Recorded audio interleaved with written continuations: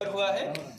Last two last year I think CMPDI में भी ऐसे ही तरीके का एक फेस्ट हुआ था। हम लोगों ने उसके वेंडर डेवलपमेंट के प्रोग्राम के लिए हम लोगों ने लॉजिस्टिक्स प्रोवाइड किया था। काफ़ी टाइम से होता आता है। Online tendering system followed by CMPDI include the benefits of MSME in line with the government policies. जैसा कि मैंने पहले बताया, परचेज प्रेफरेंस दिया जाता है MSEs को जो L1+15% के ब्रैकेट में आते हैं for 25% of the tendered item. The tender fees is not applicable on this online tendering and bidding process. MSEs are exempted from submission of EMD for the item manufactured by them. Bills of MSEs are settled on priority. एक MSE corner भी बनाया हुआ है CMPDI के अंदर में। आप लोग चाहें तो अपने मोबाइल से भी उसको एक्सेस कर सकते हैं। आपको सिंपली www.cmpdi.co.in से आप उस पर वेबसाइट पर जाएंगे। उसके बाद में आपको एक MSE कॉर्नर करके दिखेगा। आप वहाँ पर जाएंगे तो आपको पूरा लिस्ट ऑफ डॉक्यूमेंट्स वहाँ पर क्या क्या है, क्या क्या हम लोग आइटम परचेज करते हैं, क्या हम लोगों का ये रहता है प्रोक्योरमेंट का रहता है, वहाँ पर आपको पूरी डिटेल्स मिल जाएगी। वो मैं आपको नेक्स्ट स्लाइड में बताऊँगा। CMPDI has made available of all required information in the MSME संबंध पोर्टल। संबंध पोर्टल के ऊपर हम लोग रजिस्टर्ड हैं।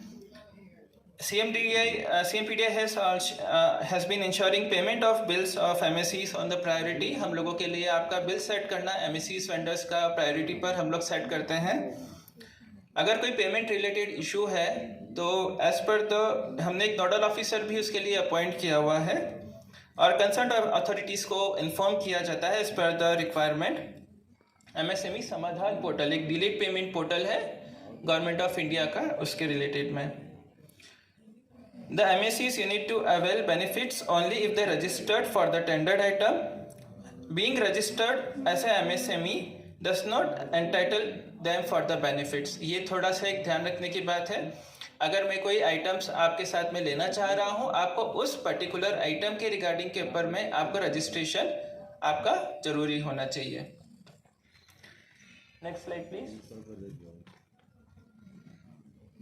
डिटेल्स ये अवेलेबल है CMPDI की वेबसाइट के ऊपर में। आप cmpdi.co.in पर जाएंगे।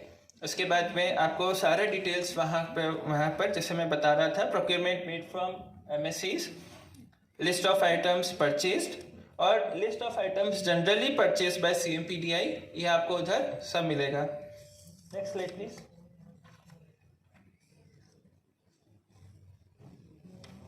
Next slide please.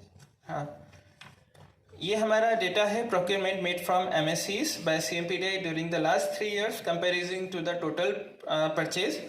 आप लोग देख रहे होंगे हमारा टोटल एनुअल प्रोक्योरमेंट 2019-20 में 64.82 करोड़ था, जिसमें से हमने MSEs से 29.77 करोड़ लिया था। वुमेन से MSE वुमेन से हमारा टोटल प्रोक्योरमेंट 8.10 करोड़ था। परसेंटेज ऑफ MSEs आप देखेंगे जो मैंडेट है 25% का जो एक मैंडेट रहता है उससे काफ़ी ऊपर है, 45.92% है। और प्रोक्योरमेंट परसेंटेज आप देखेंगे वुमेन एंटरप्राइजेस का 27.21% है। 2021 के अंदर में क्योंकि कोविड का टाइम था, इसमें ज़्यादा हम लोग प्रोक्योर नहीं कर पाए थे। टोटल एनुअल प्रोक्योरमेंट 34.45 करोड़ था, जिसमें से सिर्फ MSE से हमने 17.31 करोड़ हमने लिया था। MSEs ऑन बाय SC/ST से हम लोगों का जो पहले जीरो था वहाँ से हम लोगों ने 0.03 करोड़ का वहाँ से हमने प्रोक्योरमेंट लिया था। वुमेन से हमने 0.31 करोड़ का, और इस साल भी हमने लास्ट ईयर को एक्सीड करते हुए 50.25% का प्रोक्योरमेंट किया था MSEs से। SC/STs का 0.17% था परसेंटेज और वुमेन का 1.79% रहा।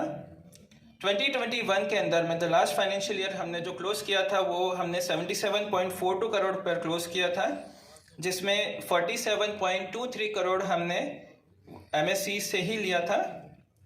MSE SC/ST का हमने 0.79 आप देखेंगे कि धीरे धीरे हमारा SC/ST का प्रोक्योरमेंट भी बढ़ रहा है। MSEs on by women enterprises 1.66 crore का था और ये वाला परसेंटेज है percentage of procurement of MSEs out of the total procurement हमने 60.90 अगेंस्ट द बेंचमार्क ऑफ 25% हमने ये अचीव किया है।